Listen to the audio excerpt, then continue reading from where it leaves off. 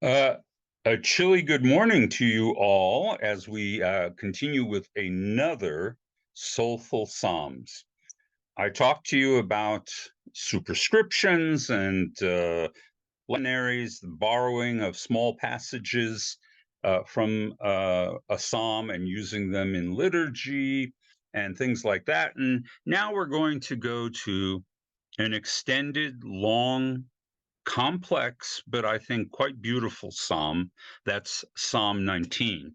Now, the first thing we're going to be looking at is a little bit of what we use here at Congregation Colamy as a lectionary, which is the early part of Psalm 19. If you're here on a Saturday morning, you've heard it. So, background, let's step back just a moment. So, if you are at all current with contemporary thinking, you might be familiar with what is known as the Gaia thesis. That is the idea that the whole planet Earth is a living organism, that we as individual organisms really add up to being the many cells, the many complex cells of the planet itself. So this is a very dramatic notion of how to perceive the Earth. Some call it neo-pagan, but it's very much Earth-centric. It's an idea that we want to truly value the Earth. The I don't know, the wag and the cynic might say, well, uh, what is life but a kind of uh, biological slime spread over the surface of this rock? That's a little crude, but I actually think there's value in it. But most importantly, I want you to realize that, like Solomon said, there's nothing new under the sun. And one thing that you can see, one voice of spirituality that you can see in the Hebrew Psalms is this idea that the whole world is alive and aware and is aware of its debt to God. Now, the most radical, deep ecology theory about Gaia is that it's sentient, that it is self aware. I don't know how you prove that or even demonstrate it, but in any case, our ancestors 2,500 years ago, 3,000 years ago, had a parallel notion, which was that all living things on Earth and some of the things we perceive as not living do, in fact, have a consciousness, that they are sentient, and that what they do is all the sounds of the cosmos, all the noises we hear, the wind through the trees, the crash of the ocean, the sound of rain, every one of those things is a different aspect of creation expressing its gratitude to God. And you can see that in a number of different places in the Psalms. It could be a poetic contrivance, a conceit, but actually, I think there is justification to suggest that it's something that was shared in the ancient Near East, and Israelites and maybe some of the composers of the Psalms also shared this idea of the uh, unique sentience of all things on the planet. And the phrase that we use in our Saturday morning service, and the one that always strikes people, is at the very beginning of Psalm 19, which reads, "The heavens declare the glory of God, the sky proclaims his handiwork. Day to day makes utterance, night to night speaks. There is no utterance, there are no words, and yet that sound goes unheard. Their voice carries throughout the earth, and their words to the end of the world." So, again, you can read this in two different ways. You can read it poetically, that the world, whether it be plants, animals, life on Earth, but also Oftentimes, we're told that mountains and islands speak, and that these are in fact communicating the God's glory, and they're saying it literally, possibly, in the ancient world, the idea that all things have a spirit or are animated by some kind of sentience is not unusual. And so you can read this fairly literally, but you can also read it poetically, which makes it all work.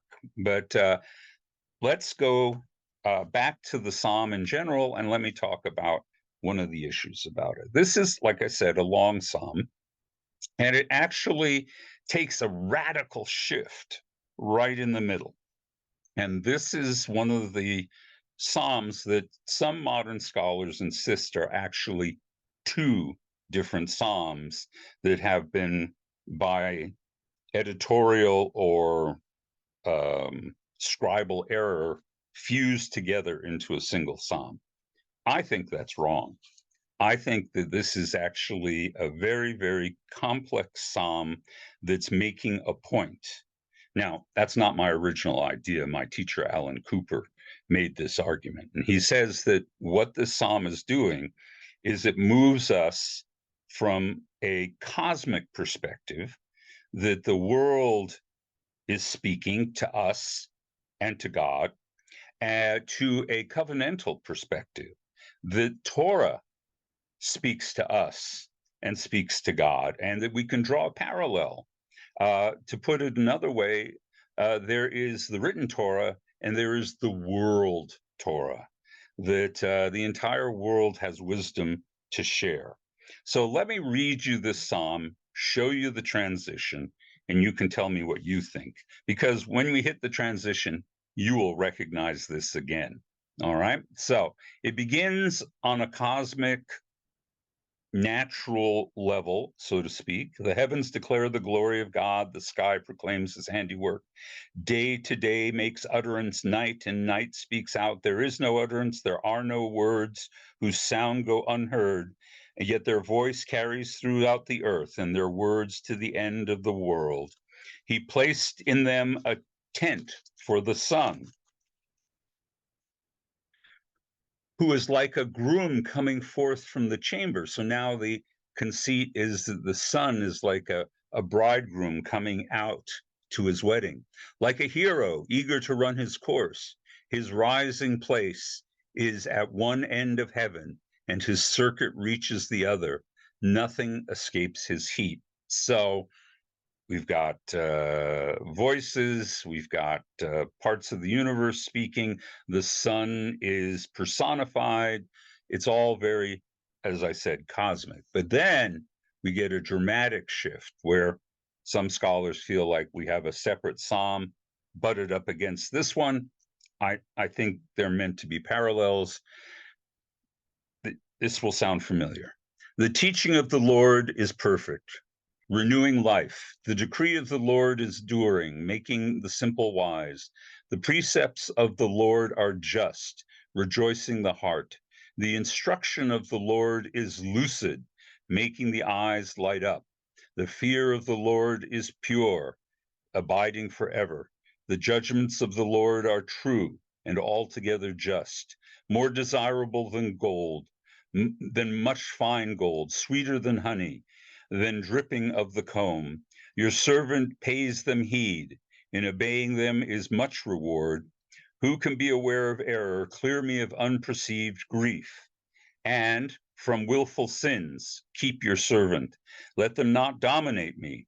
Then I shall be blameless and clear of grave offense. May the word of my mouth and the prayer of my heart be acceptable to you, O Lord, my rock and my redeemer.